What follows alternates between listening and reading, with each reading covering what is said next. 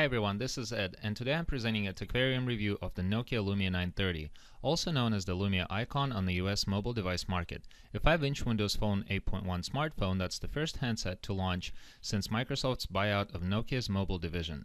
The successor to the Lumia 925 is now competing with the iPhone 6 and top-tier Android phones like the HTC One M8, Samsung Galaxy S5, and LG G3.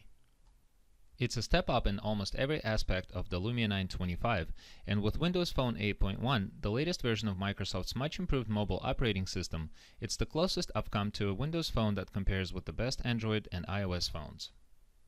Overall, the Lumia 930 is a well-designed smartphone that certainly catches looks. Trends of minimalism were prevailed in the designers' minds, and 930 came out to be a sleek handset. It also feels like it is a well-built one. Although it isn't the trailblazer that previous Nokia phones were, I am sure its case is capable of withstanding a few falls, as it did happen while I used the 925.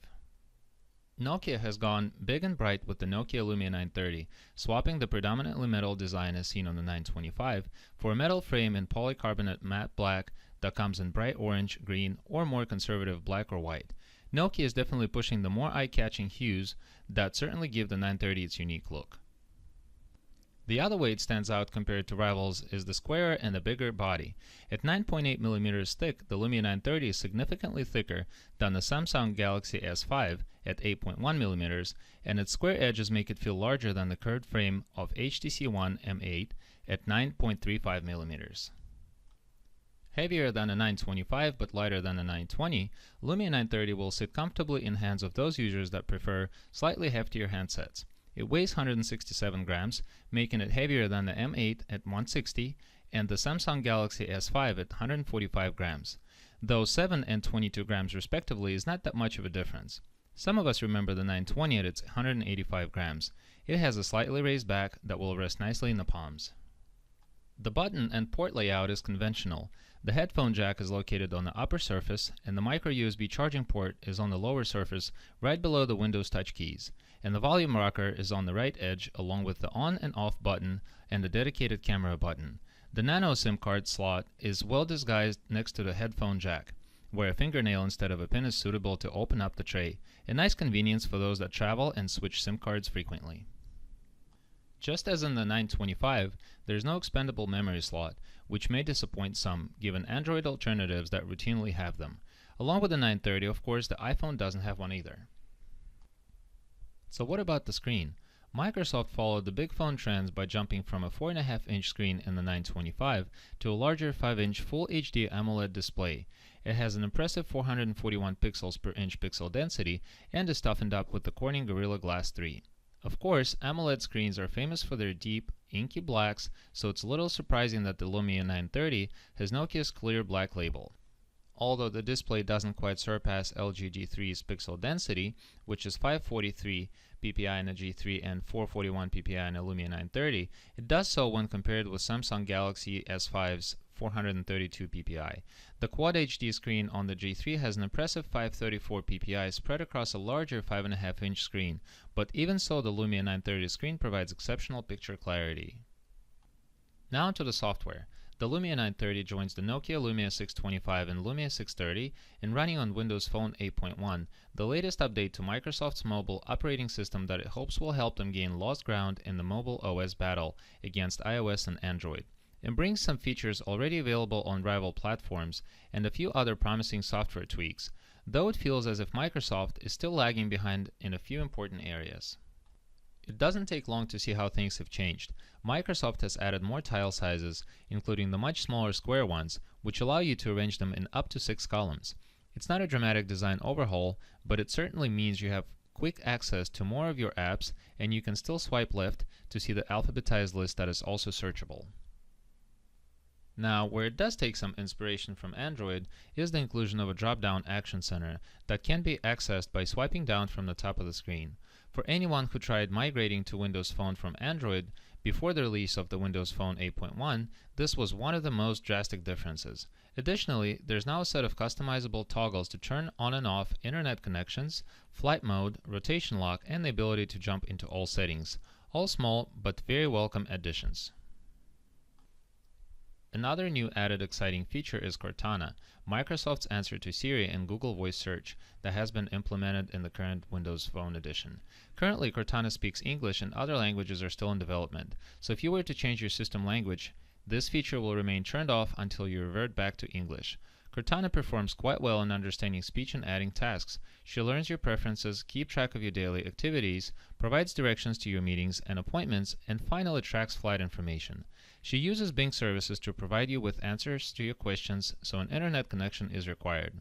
Cortana is probably the major addition implemented by Microsoft since the release of a Windows Phone 8 operating system. So what about the apps? Like all Windows Phone devices, there is a series of core apps that are ever present, such as the Xbox-influenced games, OneDrive, Skype, and the Bing-powered news, weather, and sports apps. There is a 32GB storage for all your content. However, a lack of expandable storage or a larger 64GB edition may be an issue for some end users. Nokia offers its own collection of software to broaden the Windows Phone experience with some new additions designed for the Lumia lineup, including the 930. There's the Nokia Storyteller app, which works in a similar way to HTC Zoe feature by collating photos and presenting them in a timeline. You can also see the most common places pictures have been taken, view favorite locations, add captions, and manually include locations. It's not revolutionary, but simply a very nice way to organize photos and videos on your handset. The overall number of apps in the Windows Store is by far less than in Apple's App Store or Google's application market. You have all social networking apps available, word processing capabilities, many camera-oriented apps, and plenty of games. And if you have a Roku player or a GoPro, Microsoft Store has got you covered. Apps to control these devices and several others are available. Things are slowly improving. A check of the top apps on the Google Play Store and Apple App Store show most of the top-line apps are now accounted for.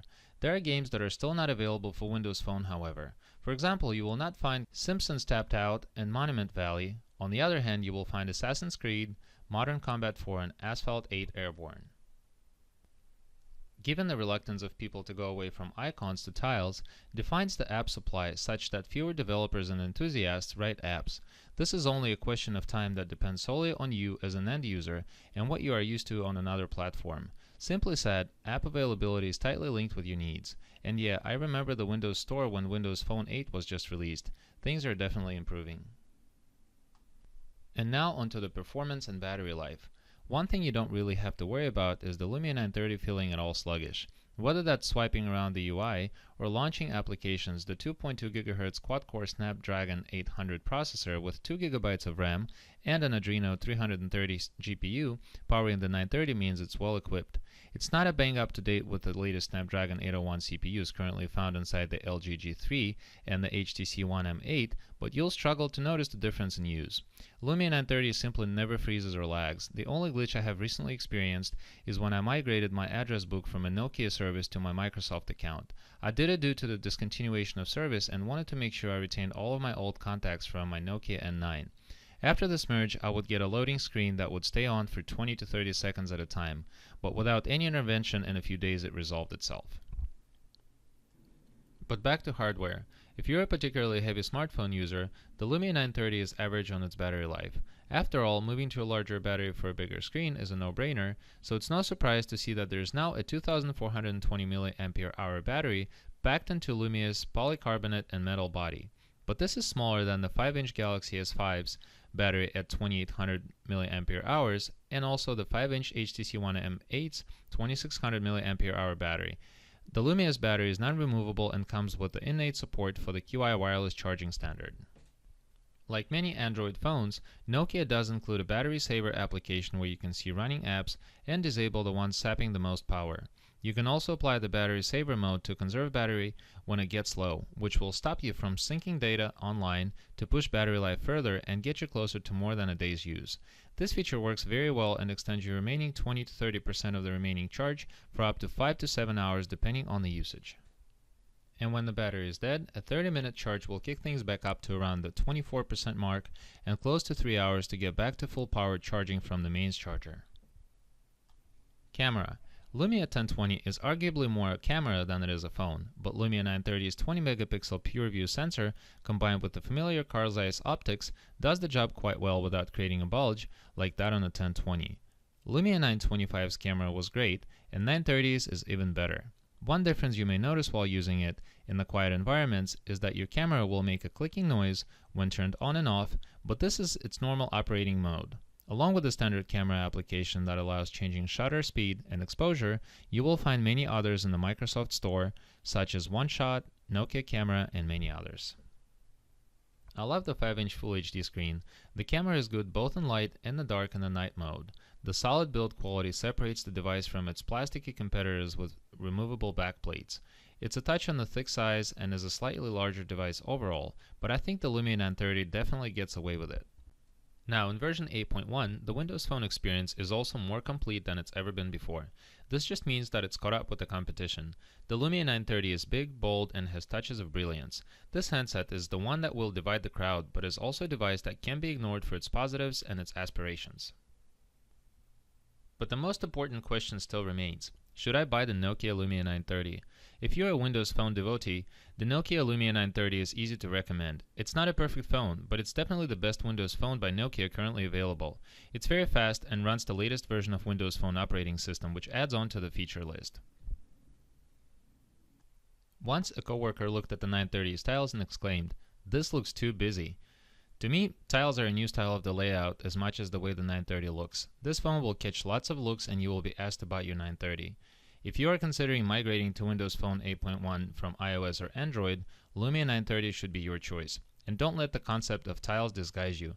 Just imagine if every single icon on your iPhone or an Android smartphone was a live widget that updates itself in real time. This is what Windows Phone 8.1 is all about. If you have some questions, please post those down below and I will do my best to get back to you. Now, if you enjoyed this video, show some love to that like button down below and make sure you subscribe to my YouTube channel if you have enjoyed this review. See you guys in my next Aquarium review very soon.